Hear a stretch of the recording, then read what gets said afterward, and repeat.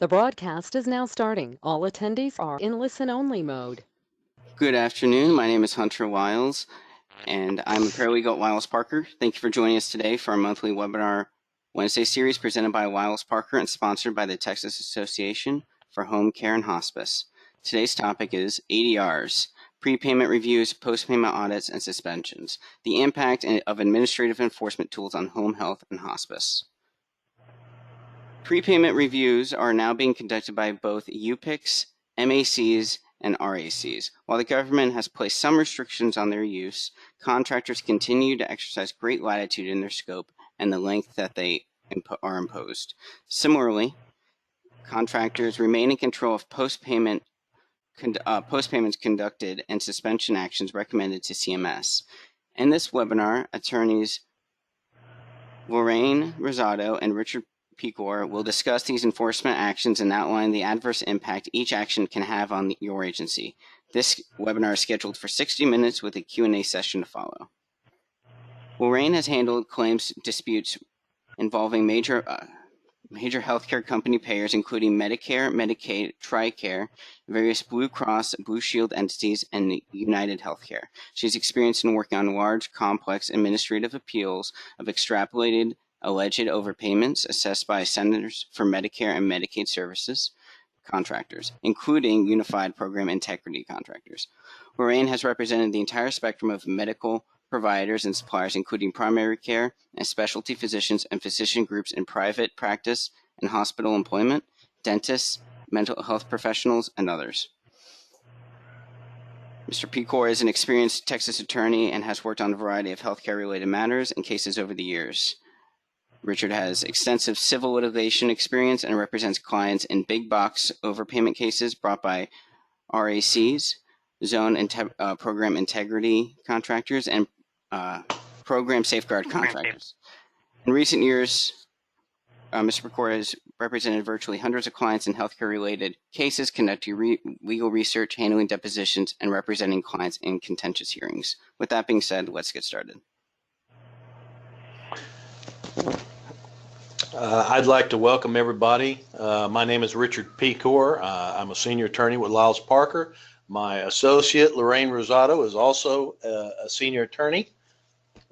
Good afternoon. Hi. And we're going to talk to you today about ADRs, prepayment reviews, post-payment audits, and suspensions, the impact of administrative enforcement tools on home health and hospice agencies.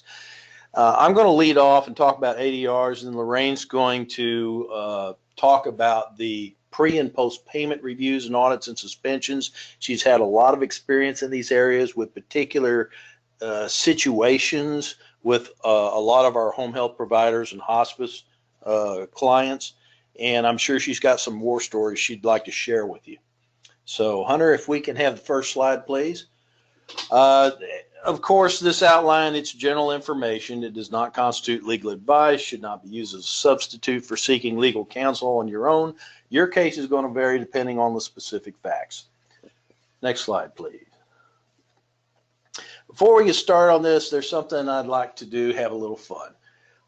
This is something you may remember from a familiar movie, and it was the movie El Dorado. And the reason we're talking about this is if you seek for El Dorado, you're basically looking for your money. And this particular webinar is going to be about telling you about the problems that are still out there, the risks you're facing, some of the things you can do, some things you don't want to do, and maybe how we can help you save a little bit of your own gold. So let's look at first comparing. You guys have just come out of TPEs. Some of you just still have something going on, but TPE audits, let's compare additional document requests to that. What's the difference between them? Well, ADRs have less risk. There's few initial questions involved. It's basically a request for records. It's a fishing expedition in a lot of cases. It can be triggered by a number of things. Maybe there's something they saw, or maybe your number just came up. TPE, on the other hand, has several rounds. This is at least, it's got 3 rounds, perhaps more, depending on what happens along the way. there are more questions asked, more questions raised. Your responses can have something to do with how that goes. So the ADRs are less involved going forward, but you still have to deal with them on a proactive basis. The TPE process does not remove the provider or supplier from other medical review activities. So your ZPICs, UPICs, RACs, RICs, everybody can still get involved. You can still get another knock on the door from a different agency or from your MAC. Providers and suppliers can be in multiple TPE probes at the same time. You could submit claims to more than one service. You could have multiple MPIs going on. Next slide, please.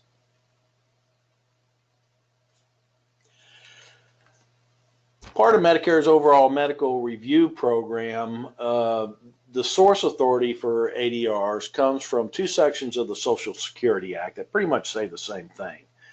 Section 1883E and Section 1815A.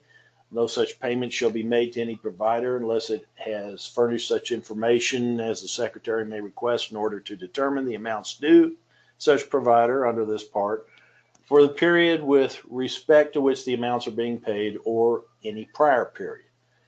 Remember that as a contracted government agent, a MAC has the authority, the governmental authority, to review any claim at any time. It comes from the congressional statutes. It's granted to the agency and CMS. They're a contractor for CMS, so they get derivative authority through that contract. Next slide, please. ADRs are done prior to payment of claim. They're usually handled by the MACs, although other contractors can send ADR letters like we just discussed. Why do providers receive ADRs? Well, there could be an element of a claim that needs a prepayment edit. You could have a national edit such as the NCCI, National Coding Initiative. It could be a specific national review program such as the specific ICD-10 code, pardon me. Or it could be provider specific based on some specific reasons or edits that were developed by the MACs in their internal review program, their integrity unit, and something in your claims flagged something. All prepayment edits can key on beneficiary, HIC number, provider MPI, service date, CPT or HCPCS codes, ICD-10 codes, type of bill codes, revenue codes, condition codes, occurrence codes, value codes, basically anything's fair game. Next slide, Length of please. stay. So I'm sorry, go ahead. I said length of stay is a big one as well. Thank you. Lorraine has seen a lot of these things coming up, so of course, anytime she sees something, she's going to jump in here, offer her comments. Absolutely welcome at any time.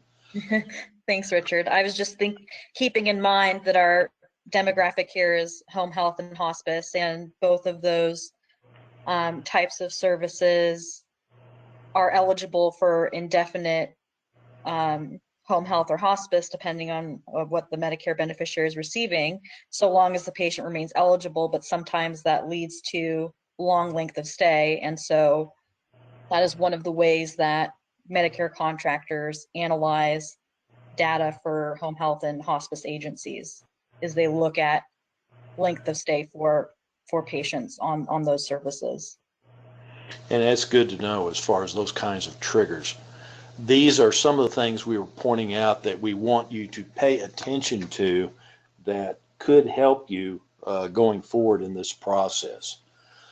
MAC review software must allow for the following kinds of comparisons: procedure to procedure, procedure to provider, frequency to time, diagnosis to procedure, procedure to specialty code or TOB, procedure to place of service, diagnoses alone or in combination with related factors, revenue linked to HCPCS code, charges related to utilization, length of stay or numbers of visits, as Lorraine said, and specific providers alone or in combination with other parameters. So these are some of the factors that are involved, and the software takes all these into account. Richard, and if you don't mind, Go ahead. we mentioned length of stay in terms of long length of stay, but I just wanted to mention that I've been seeing some notice letters recently where the and these are post-pay notice letters. I should be specific, but they're actually looking at very specific numbers of visits and correlated with specific diagnoses codes. So even like, for example, this letter I'm looking at right in front of me, the MAC is looking at home health claims with specifically 2 to 6 visits and a variety of diagnoses codes. So the way they do this can be very specific, but something in their experience or through data is warning them that those types of claims might be overpayments, and so it's leading them to request records for claims that fall within those parameters. Great point. We've got all these factors are going to apply differently to the type of providers that we're talking about, but this is focused, our focus we're trying to do today is with home health and hospice in particular. Next slide, Hunter, please. How do the ADRs work? Well, you get a letter notifying that an additional document request has been sent to you, and it's sent to the address on file in PECOS, and this is an important point. Lorraine, I'm sure you've run across folks that have not updated their PECOS information. Indeed. And that's a problem, folks, because you have to respond to this. When you contract to be a part, to be a provider in the system, you agree to cooperate with any investigative agency or contractor. So when they send you a request for information, documentation, you must comply. In most cases, you have only 30 days to respond and submit additional documentation. Palmetto says the documentation received after day 30 might not be processed before day 45. Why is that important? It means you have a shorter clock than it says, and that you should plan on getting it out as soon as possible. And the other aspect of that is you should plan on them having it in their hands before day 30, preferably. Wouldn't you agree, Lorraine? Definitely. I mean, part of the issue with ADRs and prepayment review is that your revenue cycle is going to be slowed down just by nature of the process. So if you're given an amount of time like 30 days or 45 days, and you take that whole time, and then the MAC or any reviewing entity takes, you know, their 45 days or 60 days, you can imagine if you actually get a determination that your claim is eligible for payment, that you're actually not going to receive that payment for several months. And then you have the problem that if it's late, now you've got a whole different can of worms. Right. They just might deny the claim altogether. And then, or if you send it like on day 30, and this is something we'll talk about later, one of the things you want to do is always make copies, and you always send it out with a tracking system, either through a courier or certified mail or registered mail or something of that nature, so that you can always find what you have. But you also have to have an inventory of what you've sent to them and a copy of the records. And you, even if you send it late, it might be denied. You have to go through this process then of proving that you did submit it in a timely manner. But that's a separate battle. It's best to avoid that altogether. Collect and submit not only the documentation for a particular date of service, but also documents establishing the eligibility or medical necessity. Can you explain a little bit more what that means, Lorraine? Yeah, I mean, the records requests are often targeted to a specific claim period or a specific date of service, but oftentimes medical necessity is established in documentation that falls outside of those dates of service. So if you have a recert on home health, of course you're going to be providing your face-to-face documentation and the initial certification, or you should be aware at this point that you would need to provide that documentation.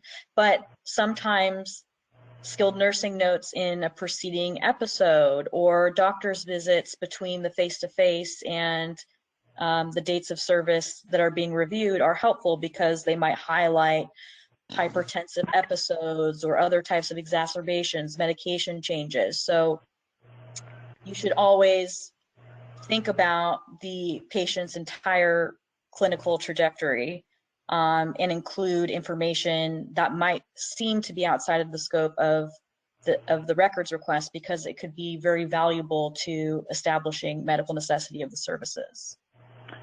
And that's an excellent point. One of the things I wanted to point out is that you have to look at this. This is not just a regurgitation of documents, giving them whatever they want, and then saying, okay, I hope they'll go away and they won't come back. That's not the way it works. You have to look at this in terms of, this is a particular claim for this data service. What supports that claim? What justifies the medical necessity? Is there a lab report? Is there something else, as Lorraine mentioned, that is going to help document the fact that the medical necessity was not only there and required, it restates the homebound status. You have the visit notes that further support that.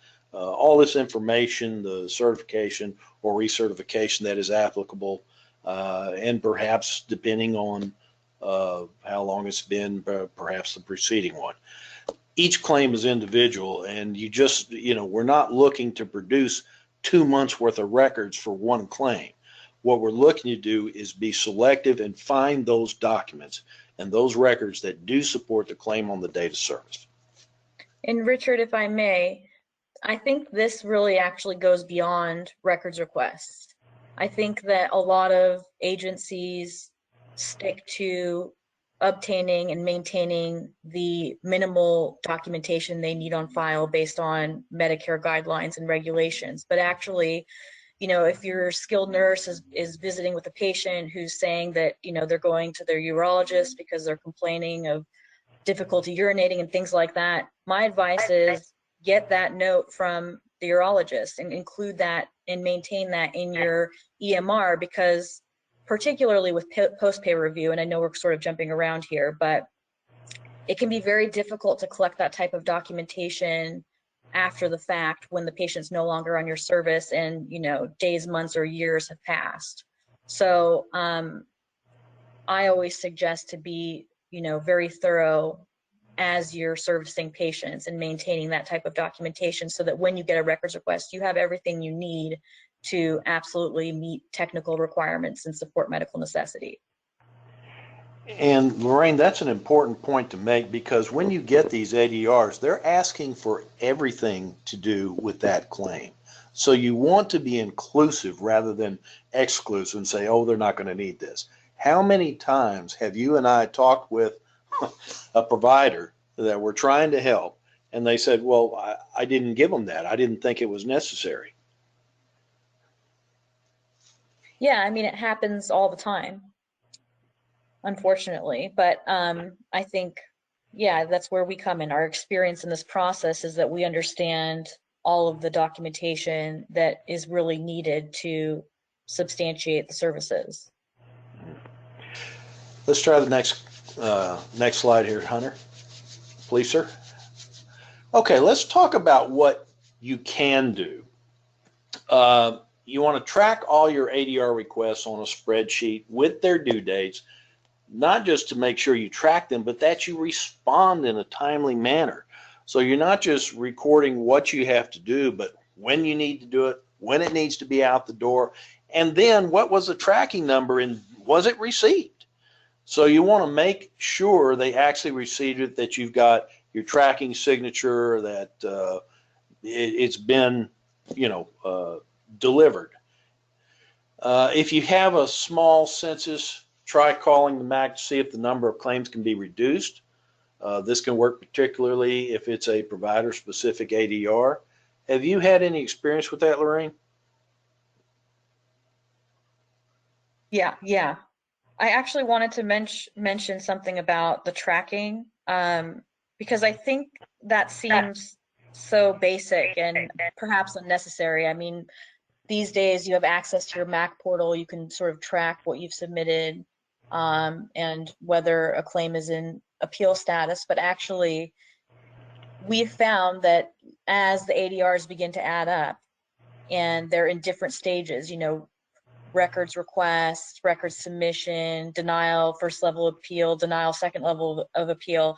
And as you get, dozens or even hundreds of claims in these multiple stages, it becomes very, very difficult to, just recall or refer to the Mac portal, for example. So we really encourage our clients to create an Excel tracking document that's updated live where, all relevant people on your team can access it and maintain it live so that everything is current, because it can get very unruly. And for heaven's sake, share that information with your attorney. Absolutely. The next item is don't stop submitting the claims. You don't want to make changes in your billing patterns, because that can cause more questions. Well, why did you suddenly change what you were doing before? Do you have something to hide? So those are unnecessary questions that you don't need to have asked. Read the ADR letter carefully to ensure you're submitting the requested documentation, all the submitted documentation that they're asking for, and you want to respond to every item they're asking for. It's not like they're going to include stuff that's, this one's not that important. You want to be as complete as possible. Make sure you put your ADR number on each page of the documentation that you're responding with. That way you can keep them tied in with the ADR and the particular claim or claims. And include documentation from start of care or other periods as we have discussed. You want to show the beginning and whatever was asked for during that period. You need to show where the claim started. Yeah. Richard, to your point about your advice not to stop billing, I just wanted to reiterate that we've never seen that work. And part of the reason is because what the MAC or review entity is looking for once you're in the process is a high payment rate and a low error rate. So if you are not turning over the documentation, then they won't ever be able to get to that point where, you're billing 85% with no error or higher, and they would then release you. So you just are putting yourself in the position of basically indefinite prepayment review. Next slide, Hunter.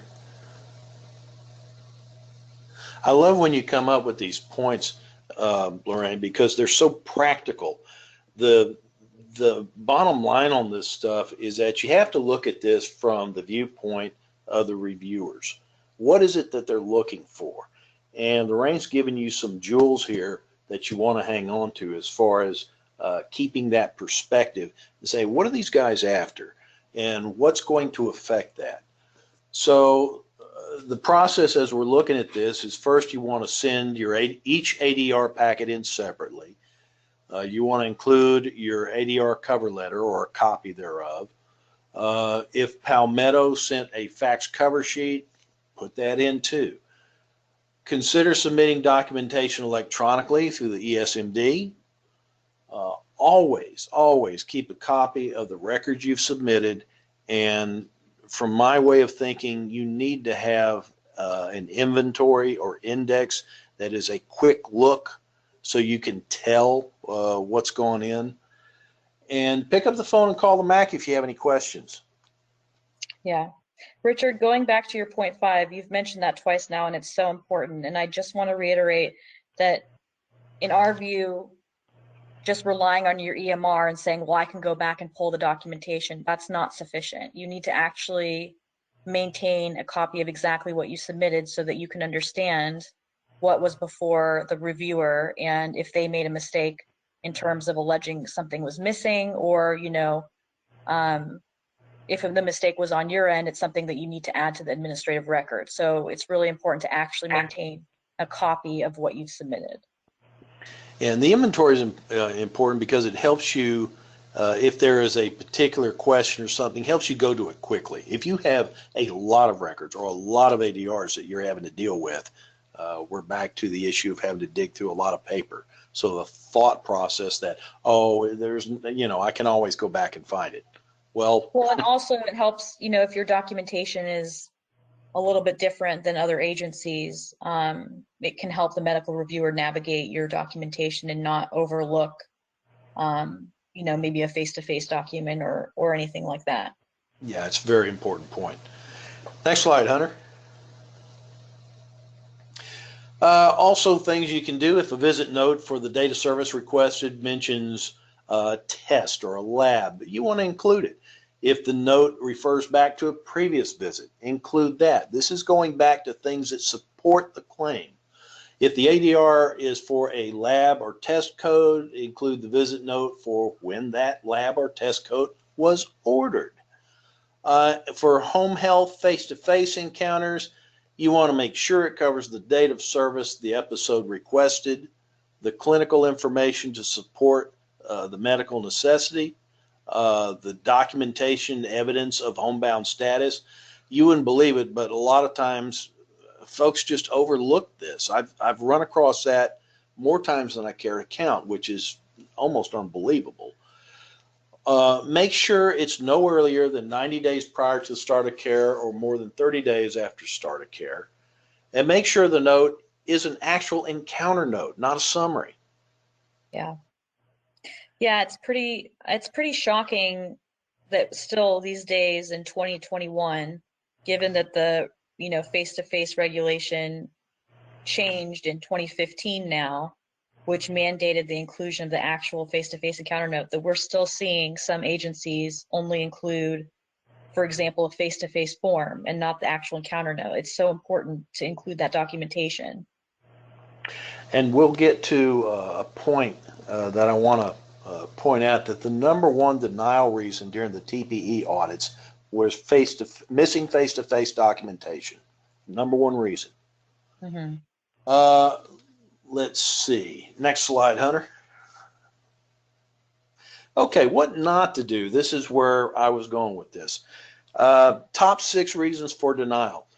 Missing or deficient face-to-face. Now, here's where you can go back and look at it if you need a little refresher, download it. You get it from the NBPM Chapter 7, Section 30.5.1.2, and there's the link for the PDF if you need to go right to it and find it. There's no excuse for not having that face-to-face documentation. And you're going to get denied every time if you don't have it. Second reason was missing or incomplete initial certification or recertifications. The signature of the certifying physician is not included. I know it can be hard to get physicians to sign off on stuff, but that's something you really have to write and keep track of. It's not something that's going to be substitutable. Visit notes do not support all elements of eligibility. Documentation does not meet medical necessity. Well, what does that mean? It means it's not supporting the medical necessity. It doesn't have enough information in it, enough description to support the need for services. And the last one still floors me. Records just weren't submitted. Whether it's by oversight or you don't have records for that patient or for that date of service. I've had that happen more times than I can count, and it's a real head scratcher. It is. Richard, I literally, just before the presentation, I went and looked, because Palmetto maintains all of this information on their website. And the denial reasons currently, with the most recent data, both for hospice and for home health, the number one ranked denial for both of them is an auto denial for records not submitted. And I guess that's the most important aspect of this, is that you've got to respond to these. You can't. One of the things that drives us both crazy is when we get clients, we get providers who sit on these things for 2 or 3 weeks, and then they call us at the last minute. Can you help me? You got to, if you need outside counsel, and in my opinion, you always do for stuff like this, because it's a very hostile environment out there. You can't wait till the last minute. Get your counsel involved early. The earlier, the better. Let them know the minute you get it. Fax it over to them. Let them see it. That's the only way to make sure that you get the most complete response, the way to not only get it in their hands in a timely manner, but you're going to have complete responses to these ADRs that you're going to have an opportunity to discuss with your attorney before they go in. Mm-hmm. Prepayment. Oh, here we go. Okay, I'm done. I'm going to let Lorraine talk about these. She's done quite a few of them, and she's had a lot of success with these prepayment reviews. And that can be a tricky one because there's not a formal process for it. So, Lorraine, I wish you would take this away and let our folks know what you have to share. Yeah, so I think the main distinction is really provider specific versus service specific.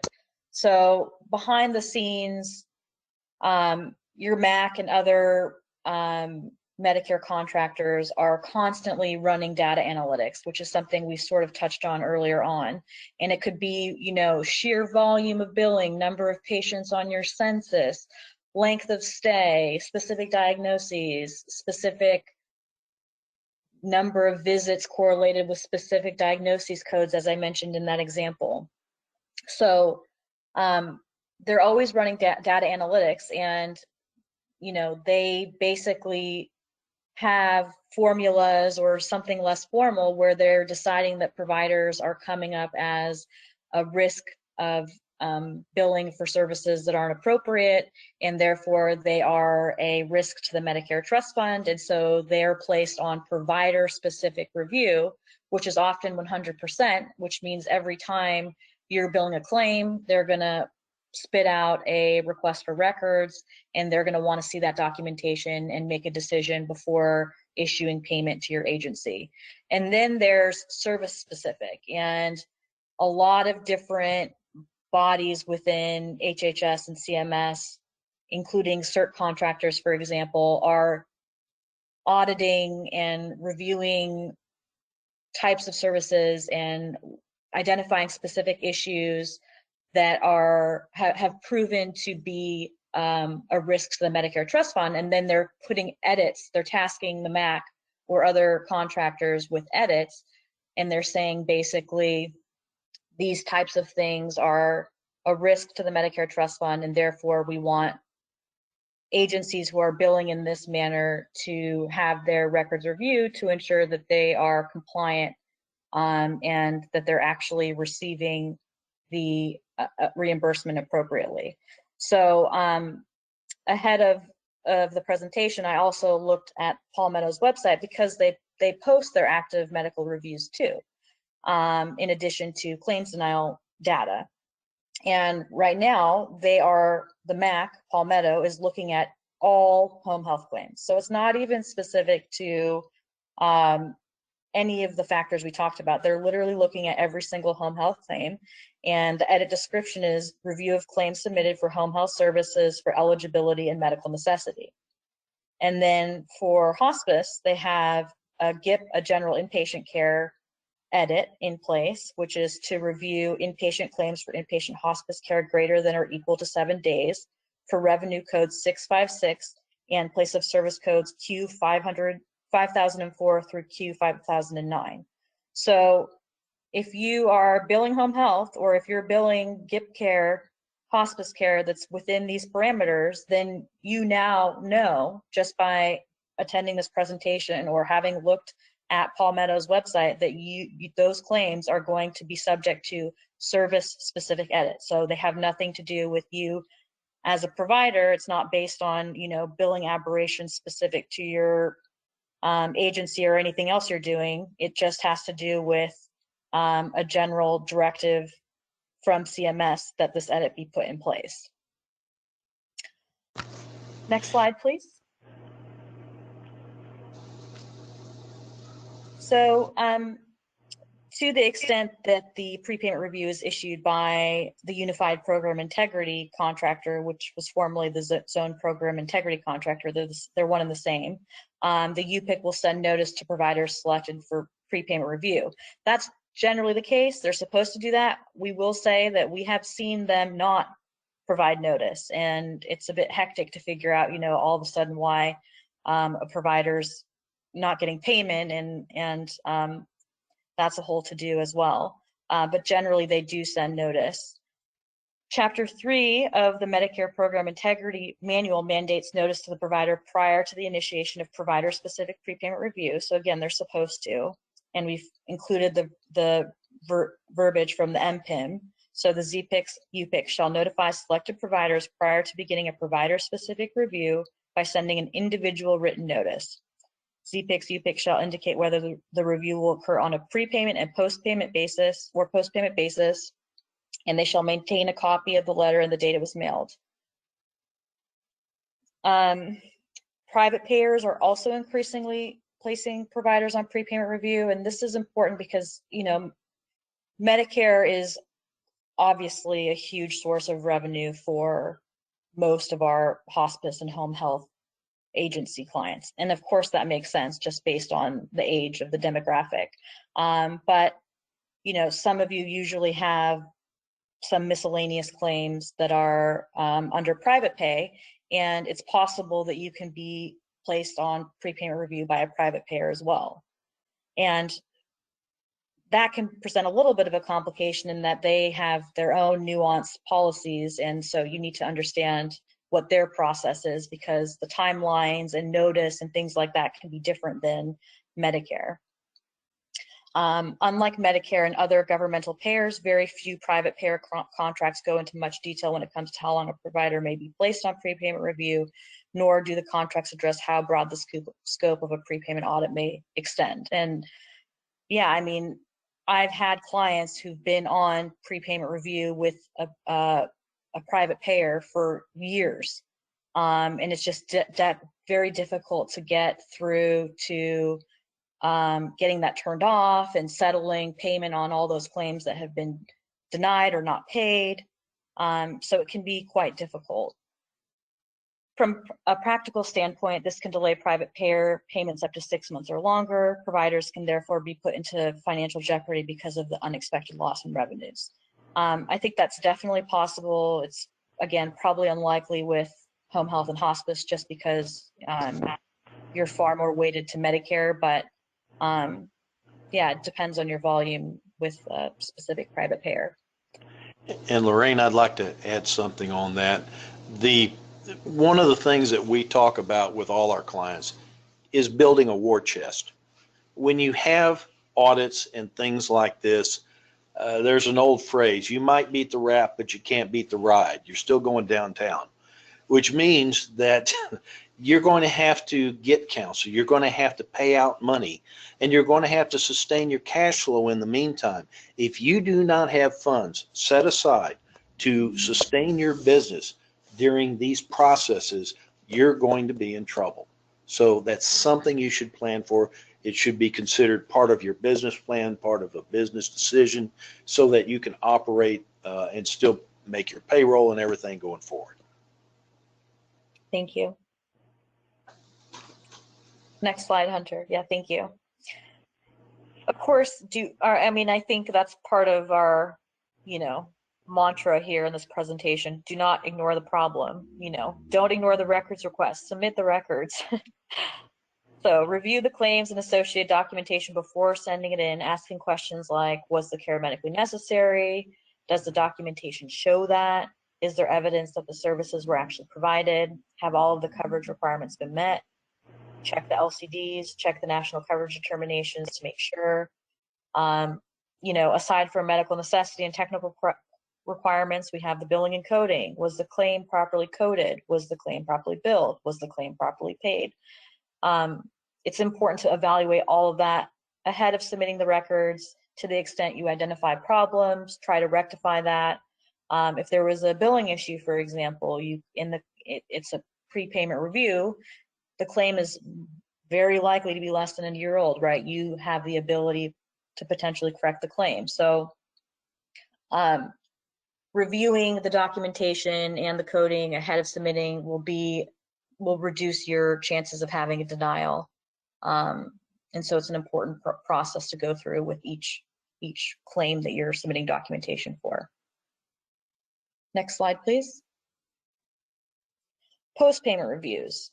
What is a post-payment audit? A post-payment audit occurs after the provider has submitted a claim and received payment. Typically, a provider will receive a letter from the UPIC ZPIC requesting the records for a sample of claims that were already paid. So, you know, as compared to prepayment review, which sometimes you just get one claim or you get one or two or three, usually when you get a post-payment records request, you're talking about a sample of, you know, 5, 10, 20. The initial records request might be a probe, and then if you don't do well in that process, you might get an extrapolated sample of, let's say, 30 claims. So it's typically more claims, though, than an ADR or in the prepayment setting. The claims are usually a random sample of patients for dates of service that vary depending on the type of provider, the number of claims, and the variety of factors. Sometimes they will sort of manage the data. So you could have a hospice records request, but they might exclude all cancer patients, for example. So it's still random with that subset of data removed from the sample. Next slide, please. Primary sources for an audit, and this sort of also applies to prepayment review and is something we've touched upon a little bit, but predictive modeling and data mining, as we mentioned, claims data, our primary source info, claims data. So the MACs and other contractors like UPICs are constantly running data, you know, whose revenue changed, what are they billing, anything you could possibly imagine, they'll cut the data anyway to see if they think that there's something funny and that the provider should be audited. Complaints as well, which can come from competitors or disgruntled employees. Overpayment data derived from provider's error rate, previous history, or similar data. So, you know, if you are in prepayment review and you're getting all your claims denied, well, they might say, well, this is indicative of their billing, and this has probably been an issue for old claims, so we need to, you know, do a post-payment review. So ADRs, prepayment review, can segue into post-payment review. Referrals from other contractors, HHS, OIG, or other government agencies, even private payers. Yes, it's true. Payers do communicate with each other. So that's something to be aware of if you have something going on with one payer, to be cognizant that, you know, this could have a bit of a domino effect, and you could see records requests from other payers come through.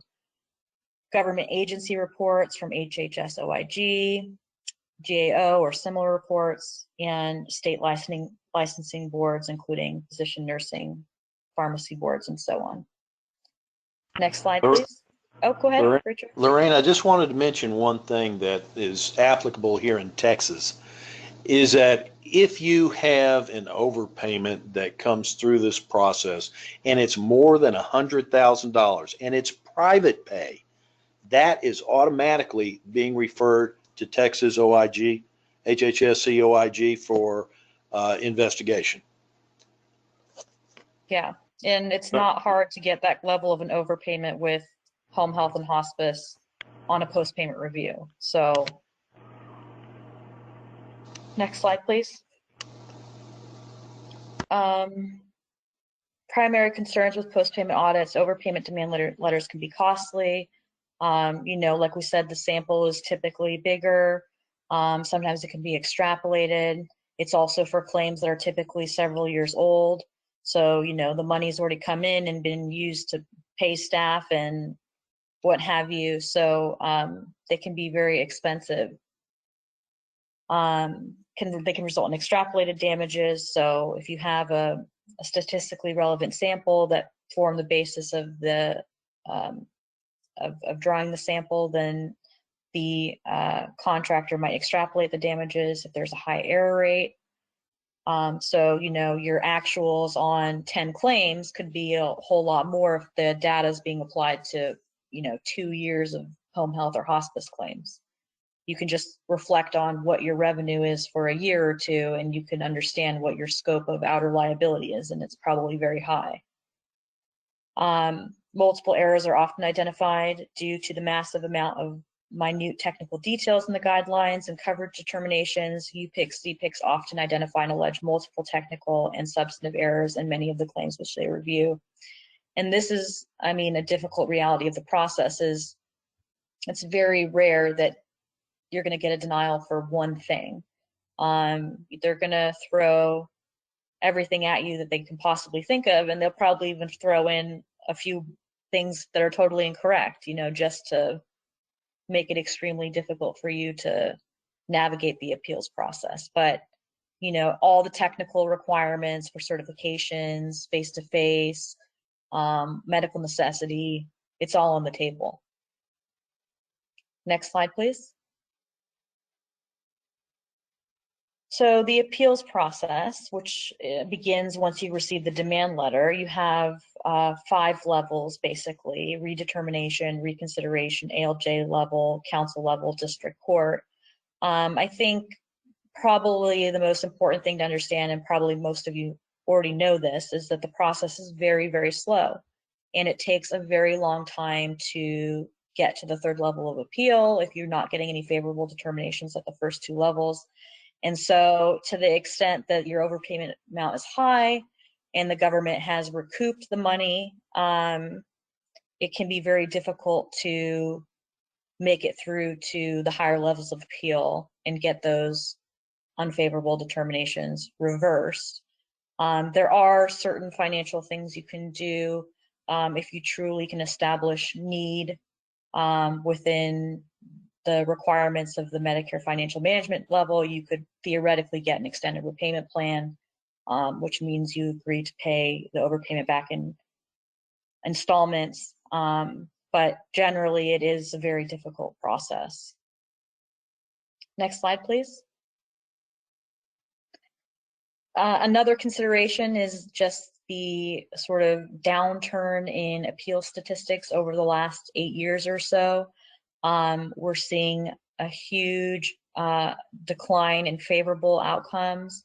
It is true that there is sort of a correlation with a huge increase in dismissals, and I think that makes sense in the sense that you know, if a case has been pending for an ALJ hearing for 5 years, well, you know, some providers are going out of business or they've just given up and decided it's not worth pursuing. And so those types of ALJ hearings get put into the dismissal category. It doesn't necessarily mean that there was a problem with the substantive appeal.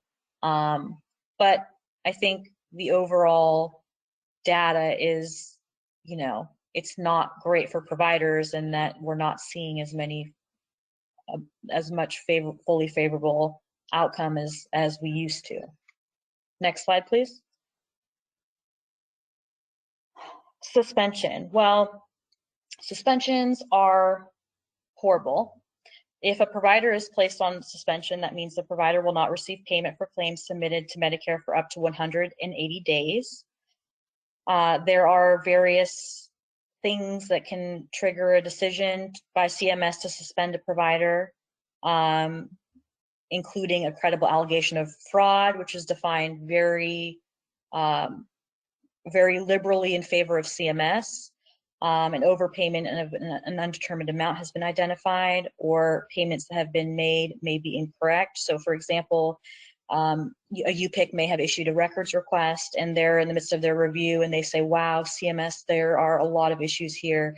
We're worried about the Medicare trust fund. So then CMS says, suspend the provider.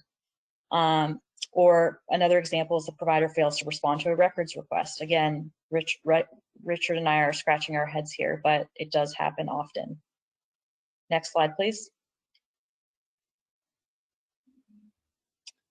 So what is a credible allegation of fraud?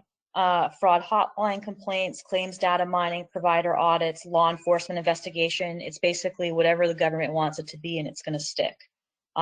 It's really difficult to get suspensions overturned. You do have a rebuttal option. It's very difficult to get the suspension reversed though, and oftentimes CMS will use the full 180 days and sometimes even extend it another 180 days. So during this time, you can continue to bill Medicare, but you're not getting any money. So you can imagine if your sole source is Medicare, or your primary source of revenue is Medicare, and you're not getting paid, well, you can't pay your staff, you can't pay for, you know, your products and all of that. It's your rent. It's very difficult. How does a provider know whether they're suspended? Well, you're going to get a notice of suspension letter. And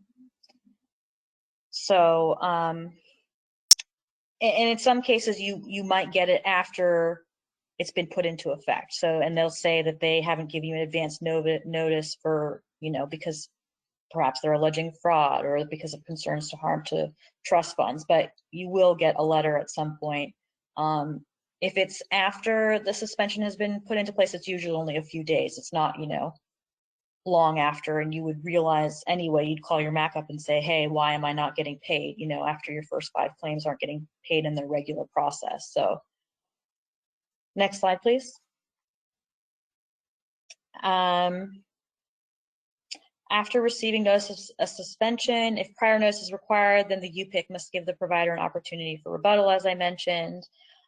They suggest 15 days, but again, this process is not an appeals process, and so there isn't really formal regulation about it. So, but they suggest 15 days, and then guess what? Well, once you submit your rebuttal, you'll be sitting there. 15 days will go by, 1 month will go by. You'll be asking them for a response, and you know they just will be taking their sweet time. Which again, the suspension process is very difficult. So you really do want to avoid it to the extent you can. If prior notice is not required, then the UPIC must give the provider an opportunity to submit a rebuttal statement as to why the suspension should be removed once the suspension is underway. So same idea. Next slide. So conclusions, potential results of a bad audit, increased likelihood of a post-payment audit, overpayment, repayments, and cash flow shortage could lead to suspension of your Medicare payments, a very difficult process, very difficult on, you know, the financial side in particular, could lead to revocation of your Medicare billing privileges, which has its own entire appeals process before the Departmental Appeals Board. So, you know, what we want to emphasize is if you're not in this position now, that's great. And what you need to do is minimize your impact on your agency. So, you know, start compliance now. If your practice receives any of these, seek outside legal assistance, and do not ignore any notice from a payer. Next slide, please. All right, we're open for questions. All right, let me see what we got. Right now, I see one question. And what constitutes a small census? That is all they said. Well, yeah, I mean, I think this just goes to it's not defined, and Medicare is looking at data basically however they want to. It's very difficult even with a small census. Let's say that's 20 patients. That's not necessarily going to get you off the radar. I mean, it could. Ultimately, what they're looking for is, you know, high dollar risk to the Medicare trust fund. But ultimately, what I can say is that's not defined, and Medicare looks at data how they want to. Okay. Yep. And I think that is the only thing I have. I got one more slide. Give me one moment. Seems that TAC is doing another webinar tomorrow. Keep your money successfully responding to documentation requests. The speaker's Troy Brooks, it'll be on June 17th at 12 to 1:30. Did you know that one of the most crucial steps is that an agency can take is how an agency responds to documentation requests?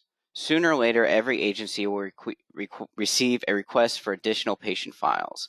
These requests can come from a variety of payer sources. Join us for this exclusive webinar that will help your agency identify who is making the request.